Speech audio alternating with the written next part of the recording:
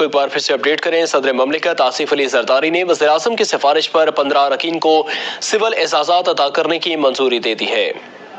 مزید تفصیلات جانتے ہیں ضمیر حسین سے۔ جی ضمیر، بتائیے گا۔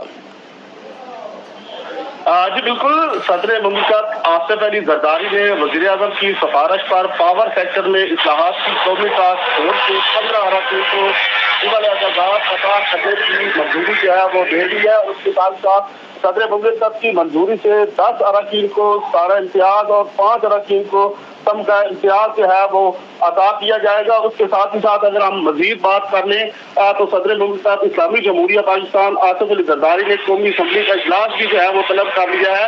صدر مملکت نے قومی اسمبلی کا اجلاس مورچہ 30 مارچ 2026 بروز پیر سپہر 5 بجے پارلیمنٹ ہاؤس میں طلب کیا ہے، اور صدر مملکت نے اجلاس آئین کے آرٹیکل 54 کی شق نمبر 1 کے تحت تفویض شدہ اختیارات کو بروئے کار لاتے ہوئے طلب کیا ہے۔